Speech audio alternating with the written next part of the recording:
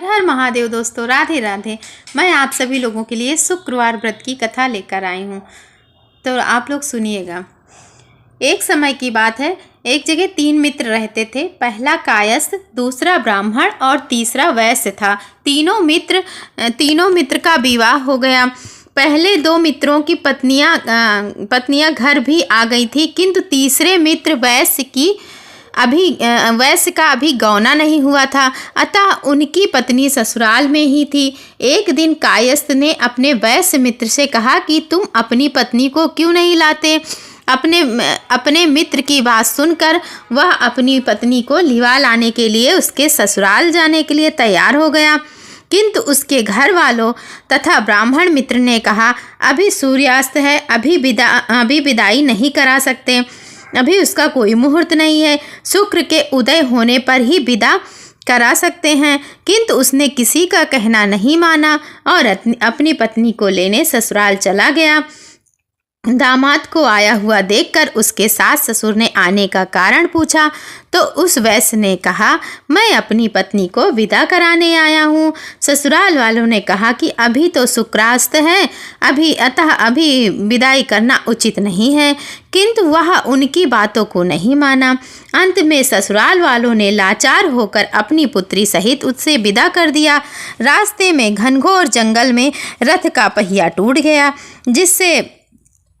जिससे रात को वहीं रुकना पड़ा और चोरों ने उनका समस्त धन लूट लिया। उस वैश्य को काफ़ी चोटें भी पहुंची। इस प्रकार के अनेक संकटों को सहन करते हुए वह लोग अपने घर पहुँचे, तो वहाँ पर घर में प्रवेश करते ही एक जहरीले सर्प ने उस वैश्य को डस लिया और उसके शरीर में जहर फैल गया।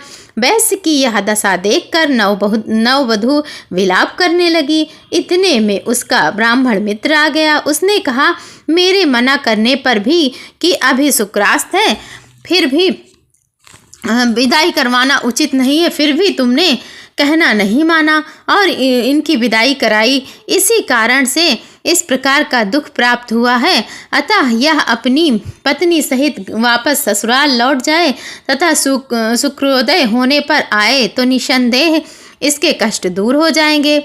ब्राह्मण मित्र की बात को सुनकर उस वैश्य की पत्नी अपने पति के साथ मायके वापस चली गई। वहां जाते ही वैश्य का जहर उतर गया और उसे होश भी आ गया। सभी लोग अत्यधिक प्रसन्न हुए। शुक्र का उदय हुआ, तब वह वैश्य अपनी पत्नी को विदा कराकर अपने घर आया और आनंद पूर्वक रहने लगा। शुक्रास्त में कोई भी मांगलिक कार्य नहीं किया जाता। इस कथा को पढ़ने और सुनने से समस्त पाप नष्ट हो जाते हैं, वह सभी सुखों की प्राप्ति होती है। हर हर महादेव दोस्तों, राधे राधे।